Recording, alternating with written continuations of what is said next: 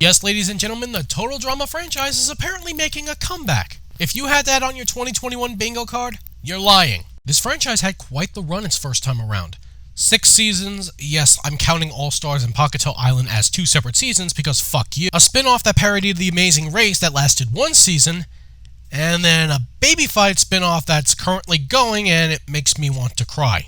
I admit, I was a huge fan of the show when it first came out, and even to this day, I still have a very soft spot for it. It's not an incredible, groundbreaking achievement in animation, but not every show can be. It's just a show that is, and sometimes that's fine. So with the announcement that the show was returning, and not returning like the spin-off, but rather its original roots, it got me to thinking, what made this show so popular?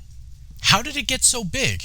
And what the hell happened to make it crap out so spectacular? And so naturally I decided I wanted to explore this. So, ladies, gentlemen, and others, welcome aboard! This is The Idiot's Guide to the Total Drama franchise. I'm taking a bit of a different approach with this video as opposed to the Star vs. the Forces of Evil and Danny Phantom videos I did. Unlike those videos, I'm not going to go episode by episode for this franchise for a couple of different reasons. One, I feel like spoiling things that happen in certain episodes would take the fun out of checking the series out for yourself. Also, there's like 200 episodes of this franchise. It would take me years. Even more if you count the baby spin-off, which I wish I could afford not to do, but instead I'm going to do season by season, given basic overviews of each season. I'll still riff on a bunch of shit. I mean, this franchise gives me a goldmine of material to work with, so I'd be stupid if I didn't. But in terms of specific plot twists and threads for every individual episode, I'd recommend you just go watch the series for yourself. Thankfully, the entire series is legally on YouTube for some reason, which includes Redonkulous Reigns and the first 2 seasons of Total Drama-Rama. But that's enough of that. For now, it's time to begin my retrospective on the Total Drama franchise. Now, where to start? Well, since I'm already taking a different approach with this video, I suppose we should just start at the beginning. What is Total Drama?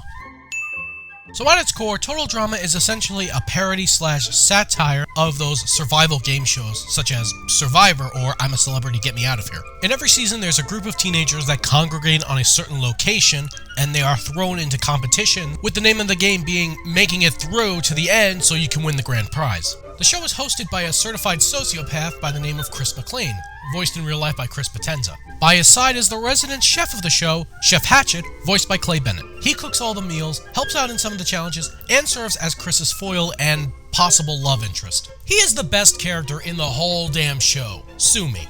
Every season, the contestants are divided into teams. They compete in challenges, and at the end of the day, one team goes to elimination where one of them is voted off. This continues until the teams are split up and the campers are told every contestant for themselves, where the only contestant that's safe is the contestant that wins the challenge and wins invincibility, which they're calling it instead of immunity because I think they were trying to be cute or whatever. Then this continues until we're down to our last 2 contestants who compete in a final challenge to determine a winner. One of the cool things about this being an animated series is that the show can really take advantage of that. There are animated alternate endings for every season that show both of the final 2 contestants actually winning. It's cool. In general, although some of the endings are region locked for some odd reason. It also kind of creates an issue for continuity in one of the seasons, but I'll get to that in a bit. Now obviously every season has slightly different variations on the formula I just described, but that is the basic template that you can expect with each season of Total Drama. And even with Redonkulous Race, though more tweaked. I think it's important to look at the show season by season instead of just a general overview or going into individual episodes, because each season does have its own unique feel that distinguishes itself from the rest of the series. Every season follows this template, but there are little tweaks and twists in every season to make sure that they're not just carbon copies of each other. And on that note, I suppose we should just jump right into it with the first season.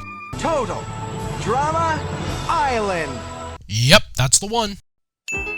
So Season 1 introduces us to our first generation cast, a group of 22 teenagers, each with distinct, albeit not very deep personalities. Here's the cast photo.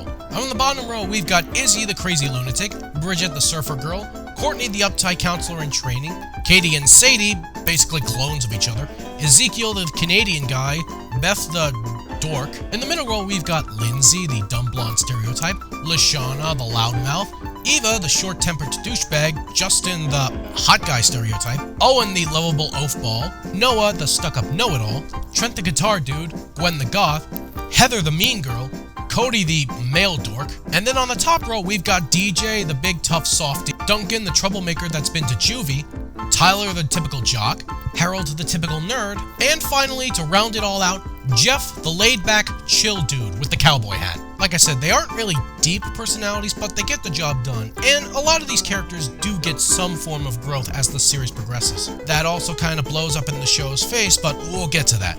So the first 2 episodes, I think, do a decent job of introducing us to how this universe is going to work. It sets up the environment, sets up the rules of the game, the living arrangements, hey, even the confessionals! You know, those things reality shows or game shows will have in the middle of contests or important moments to make you think that the contestants are giving commentary on their own performance, when in reality they were recorded way after everything was filmed and were edited together to give you that false impression. Episode 1 is the basic introduction to the series, and episode 2 is the actual first challenge the contestants are pitted on.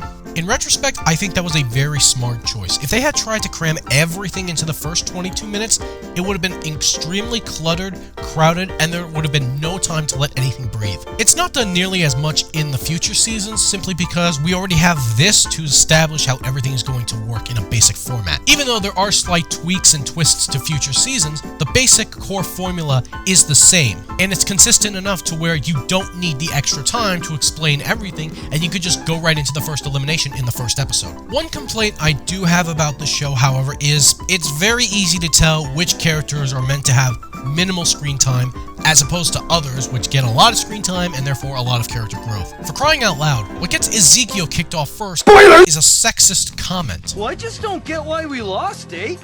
They're the ones that have 6 girls.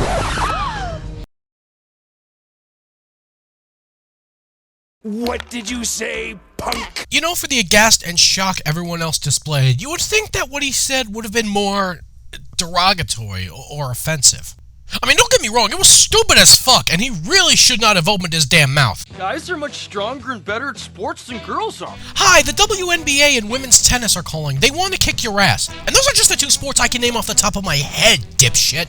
No wonder you were the first one axed, and you did it all to yourself. So one thing you'll notice watching this series is that Season 1 is a lot more mundane and tame compared to the rest of the entries. The challenges aren't nearly as, well, for lack of a better term, life-threatening in this season than they are in future installments. I'm of 2 minds of this. On one hand, I think this season goes just far enough to make it clear that it is a cartoon while still remaining true to the origins of Survivor, and it doesn't go over-the-top ridiculous.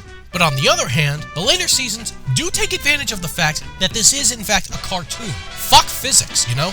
But of course, being a parody satire of Survivor, it does lean heavily into Survivor-esque tropes, i.e. alliances. The first major alliance of the franchise is the one that Heather forges with Lindsay and Beth, using them as puppets to advance her own position in the game until she no longer needs them, or they come to their senses and realize that she's just a total bitch that doesn't give a shit about them. The latter was what happened. In this alliance, Beth was cut first, and pretty early on.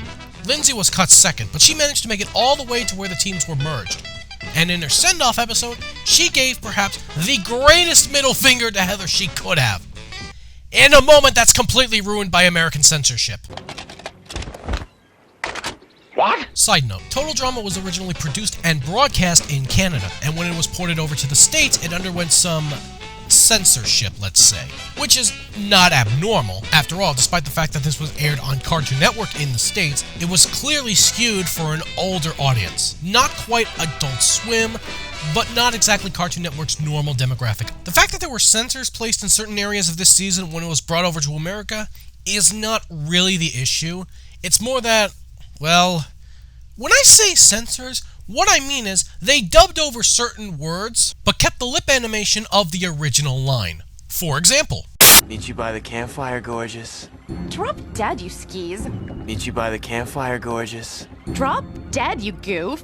Did you ever consider that maybe I was just humoring you and your stupid story? Did you ever consider that maybe I was just humoring you and your lame-o story? It's beef testicle, bourguignon.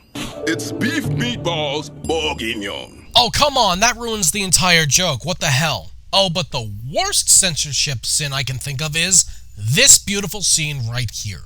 The scene where Lindsay finally snaps. You really are a two-faced, backstabbing, lying little... And what does the censor do to it?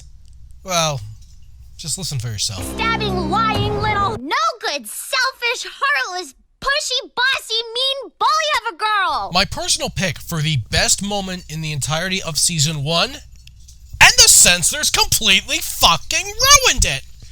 Wow! You done fucked it up! Now, this season wasn't the only season to have the censors hit them like this, but I think Island got it the worst. It's also stupid because they censored stuff that really did not need to be censored.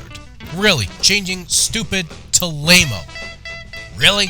But back to the alliances. Heather's alliance with Lindsay and Beth actually benefited her a lot, as she made it all the way to the penultimate episode of the season, only to then have Karma strike her right in the face. See, the penultimate challenge is basically a glorified I Dare You contest, where all of the eliminated contestants were allowed to come up with their own unique dares to have the final 3 participate in. And the dare that got Heather knocked out of the competition was having her head shaved. Wow. Well, that was an unfortunate accident. What are you talking about? He shaved my head!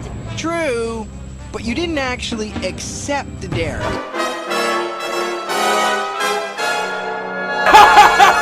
Now that is beautiful karma. Seriously, Heather was stuck up, egotistical, totally full of herself, totally selfish, conniving, and extremely manipulative, willing to do and say whatever it took to get to the grand prize.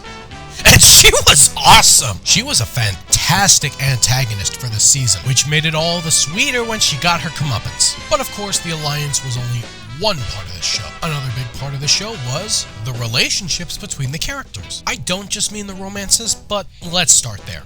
The first and most noteworthy relationship, in my opinion, is the one between bad boy Duncan and goody-goody CIT Courtney. It's your typical opposites-attract sort of relationship. These two characters that are on the complete opposite spectrums, you don't think they'll ever have chemistry with each other, but they have a surprising amount of chemistry. It's not my favorite relationship in this franchise. Actually, that belongs to Mike and Zoe from Revenge of the Island, but that's later down the line. But I don't know. I liked how this one played out. It felt natural. I felt believable. Unfortunately, their time together on the show was cut short because, well, not for nothing, Duncan, but there's a reason why they say you shouldn't push a nerd's buttons. You guys think you're so funny. Let's see how you like it when someone messes with your love life. That's right. Duncan bullied Harold so much that he pushed him to tamper with the votes to get Courtney axed instead of him. Yup, that happened. And it's glorious. You stupid. Then there's the relationship between Gwen and Trent. The goth girl gets a crush on the guitar guy, they start to bond with each other, eventually grow a relationship with its highs and lows. Again, it's nothing spectacular, but it's sweet and it does its job. I don't have a ton to say about this one because, to be honest, it's not a particularly memorable relationship. And it's not because of the shit that happens in later seasons, which I'll get to. It's because Trent is not a particularly interesting character. Now, there's nothing wrong with Trent's character. He's perfectly serviceable. But that's it. He's just there. Which is weird because he's in the season for a significant amount of time, more than halfway through. The most interesting things that happen with him are he accidentally leaves Gwen buried alive during a challenge, long story there, and he gets himself in trouble when Heather kisses him on the dock in order to sabotage his relationship with Gwen. But really, that's it. Honestly, their relationship got a lot more interesting after this season, but again, I'll get to that later. Then there's Owen and Izzy. What can I say? I'm a sucker for goofballs and crazy people, so they mesh with me very well. They just bounce off each other very well for the most part. Except for the moment where Owen decided to abandon Izzy to save his own ass from an alleged serial killer. So, that didn't go well. Wild flowers for a wild and crazy gal? Oh, yeah? As in the kind you abandon and leave for dead in the hands of a chainsaw-wielding psycho killer with a hook? It was at this moment that he knew. He fucked up. Then there's Jeff and Bridget. Oddly enough, I feel like this relationship gets the least development in terms of them falling for each other. It's more subtle than anything else, though I could totally buy a relationship with these two, especially considering after this season they do nothing but make out or fight with each other, but that's that. Again, not much to say here except I really didn't like how their eliminations were handled. Bridget got the axe because she got sprayed by a skunk and apparently nobody could stand the scent. and apparently the boys considered her a threat. But then Jeff gets axed just because he's a nice guy. That's literally the only reason the contestants give for axing him. Like, it's not even like they considered him a threat or anything, they just axed him because he's too nice. Bull fucking shit. Then there's Lindsay and Tyler. Not much to really say here. They're cute together, but they don't get a lot of development at all, especially because Tyler gets kicked off fairly early in the season. And the rest of Lindsay's time is spent being Heather's slave until she gets fed up and tells her to get fucked. Finally, there's Lashana and Harold, which is probably the strangest relationship to come out of this season. Okay, so at the beginning of the season, Harold's pretty intimidated by Lashana. You're real big and loud. You were literally too stupid to insult. But somehow, through the course of his stay on Total Drama Island, he falls in love with her, and then in the episode where he's axed, there's this subplot where Gwen and Bridget find a love letter and try to suss out the identity of the person who wrote it and who it was meant for, because they're convinced that it was written by Trent and Jeff respectively for them. But nope, it was by Harold for Lashana. And apparently Chris and Chef got to read it first, because if there's one thing these two are good at, it's not respecting someone else's privacy, you dickheads! But you didn't read the letters. Spicy. Maybe the show should have been on Adult Swim. Now, in terms of the friendships, yeah, they were good too. I completely believed the chemistry that the characters had with each other. You know, I could totally believe that most of these people would be friends with one another outside of the competition. Except Heather, because fuck that bitch. Now let's talk about the challenges. Like I said earlier, Total Drama's challenges get progressively more ludicrous as the seasons go on. This first season is where it's at its most tame and manageable, while still taking advantage of its animation roots in some areas. I won't say the challenges are anything original, but they're functional, they're solid, they get the job done. They're fine. I think my favorite of the challenges is the penultimate one, the Dare Challenge. And I should also add a side note.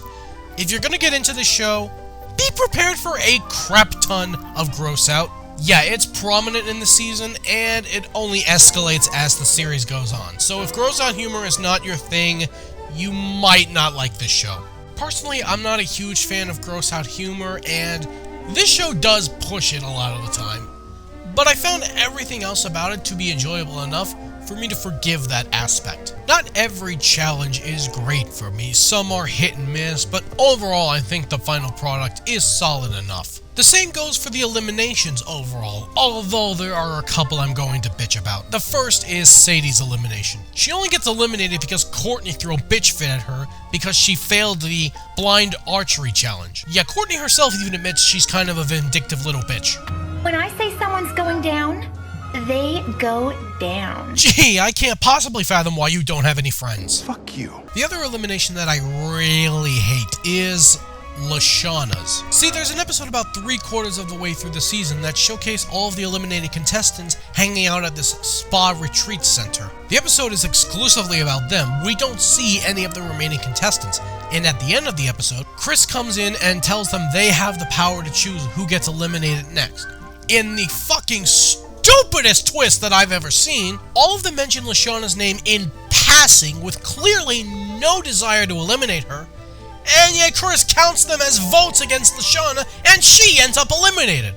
What the fuck? What's happening here? Of course, those are only problematic from a meta perspective. In-universe, there were problematic eliminations, but they were written intentionally in order to give off the vibe that it is mimicking a reality show. Aside from the aforementioned Courtney elimination, there was also Lindsay's elimination, where Chris pulls a hyper-technicality to make it so that Lindsay lost the challenge where she went home. Since Duncan and Owen wiped out and didn't complete the race, they technically didn't cross the line at all. That just makes no fucking sense. I mean, it's just bullshit. Anyways, the finale for Total Drama Island is actually pretty great. Aside from bringing back every character for this season for the final challenge, the finalists are two of the best characters from the season, Owen and Gwen. You really couldn't go wrong with whichever one. Although I think it's kind of disappointing that Gwen only won in a few select countries and Owen was the majority winner. You would think it would be a little more balanced out, but I guess not. But now that leads us to our post-finale episode. Yes, there is an episode that takes place after the finale for Total Drama Island. After all the contestants have been congregated back to the Elimination Resort, Chris institutes a final challenge just for shits and giggles. An island-wide hunt for a briefcase that contains